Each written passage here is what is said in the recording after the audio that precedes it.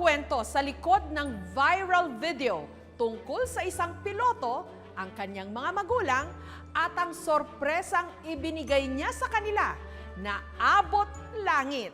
Relax na relax ka makailan na nakaupo na sa loob ng eroplano pa Taiwan ang mag-asawang Paul at Solly nung biglang may public announcement ang piloto. Good morning, ladies and gentlemen. From the flight deck, this is Genesis Bernardo, your captain speaking.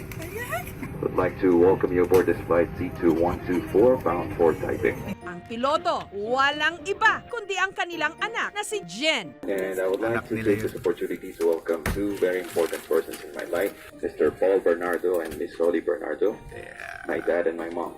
After so many years of flying the airline, I have always dreamed of having you on board as my passengers. I would like to thank you for loving me unconditionally as your son and for teaching me to do my best in everything that I do.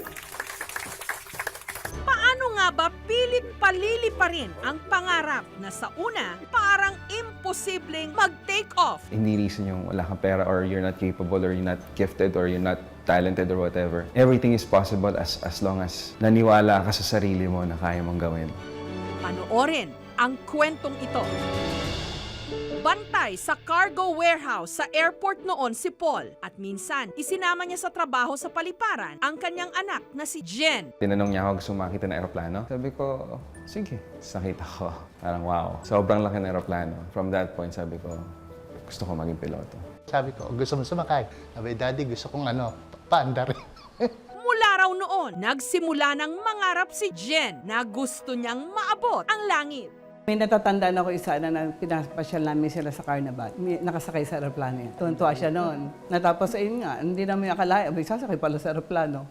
Pagkatapos ng high school, sinubukan ni Jen pumasok ng flight school.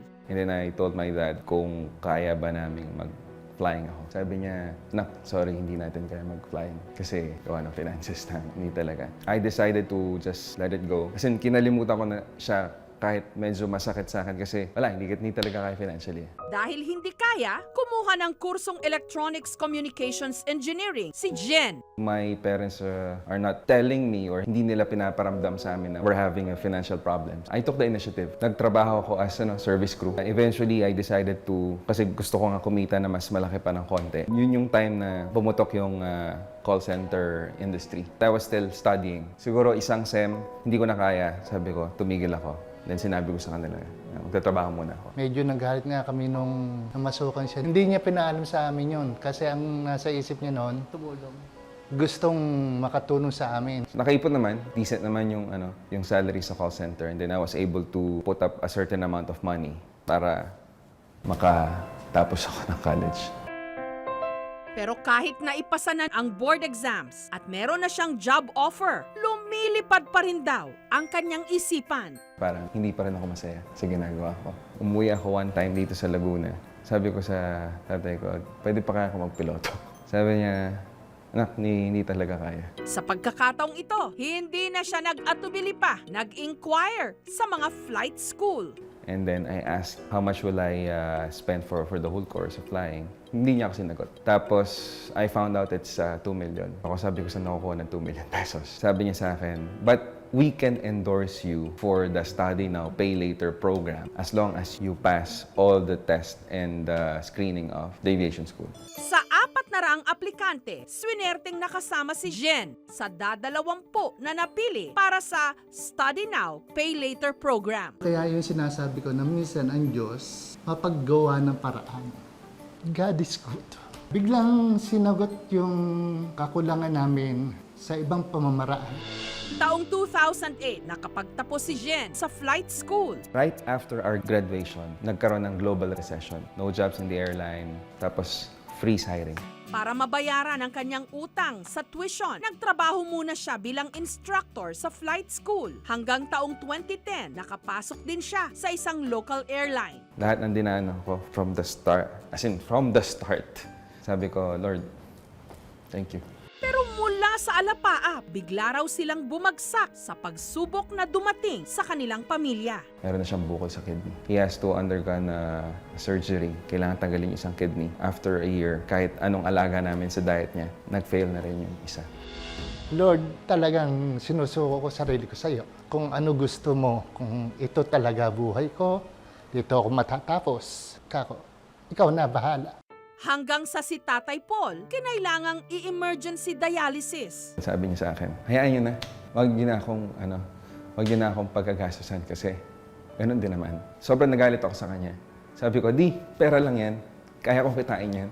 Ang inihingi ko lang sa'yo, lumaban ka. Dahil lumaki ang gastusin sa pagpapagamot ng ama, lumipat si Jen sa isang airline sa Vietnam. Pero sa loob ng 3 taon na pagtatrabaho abroad, natustusan ni Jen ang pang-kidney transplant ng kanyang ama. Napagtapos din ang 2 niyang kapatid sa flight school din. Nung masigurong maayos na ang kalagayan ng kanilang pamilya, nitong nakaraang taon lang, bumalik ng Pilipinas si Jen. Mission accomplished na ako. Uwi na. It's time to go home.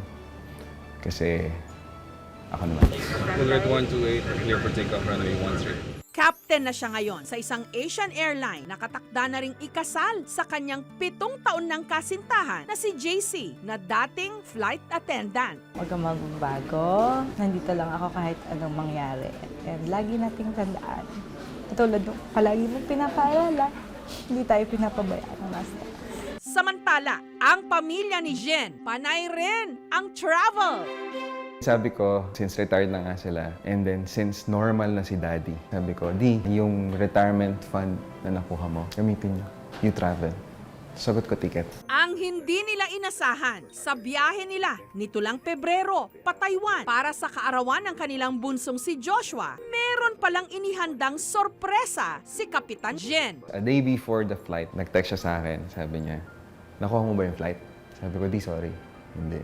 Eh gusto nga daw niya maisakay kami. Eh, sabi ko siya, hayaan mo na't hindi siguro hindi pa kaloob. Pero nakuha ko talaga siya. So that was the surprise. So hindi, wala silang idea. And then, yun na. Good morning, ladies and gentlemen, from the flight deck. This is Genesis Bernardo, your captain speaking. Iba boses niya. Nung sinabi ng pangalan, tsaka kung anong gano'n. Would like to welcome you aboard this flight C2124, bound for Taipei. And I would like to take this opportunity to welcome 2 very important persons in my life, Mr. Paul Bernardo and Miss Solly Bernardo, my dad and my mom. After so many years of flying the airline, I have always dreamed of having you on board as my passengers. Ang mag-asawa, abot langit ang tuwa. I would like to thank you for loving me unconditionally as your son and for teaching me to do my best in everything that I do. I also thank you for inspiring me to never stop dreaming big and making me believe that everything is possible as long as you have faith. You are one of the biggest reasons why I'm here commanding a flight and flying this plane. It's truly an honor and my pleasure to have you on board. I'm so proud of you for bringing me where I am right now, and I hope I also make you proud. Iyak ng katuwaan na nakapagmamalaki ka na ito ang produkto ng mga paghihirap, pagmamahal, paghihirap. Bilang pagpapasalamat sa lahat ng isinakripisyo ni Jen, ang pamilya naman niya ang naghanda ng sorpresa. Salamat sa suporta sa pamilya, salamat sa pag-aalaga sa akin, lalo nung may sakit ako. Salamat sa pagpapaaral mo sa mga kapatid mo na ngayon piloto na rin. Salamat sa lahat. Talagang ginawa mo ang lahat. Lumabas ka ng bansa para makakuha ng malaking kita para sumuporta ka sa amin. Pasok na. Thank you. Pwede. Got me there. Ngayon na, surprise ako. Ako yung surprise. Tutuwa ka. O, Jordan, welcome. Alam naman nila kung gaano ko sila ka-love na hindi ko ma-achieve yung success without everyone's help. Thank you. Kung mangangarap ka rin lang, taasan mo na at hayaan mong maging inspirasyon ang langit sa piling ng iyong pamilya. Thank you for watching, mga kapuso. Kung nagustuhan niyo po ang videong ito, subscribe na sa GMA Public Affairs YouTube channel. And don't forget to hit the bell button for our latest updates.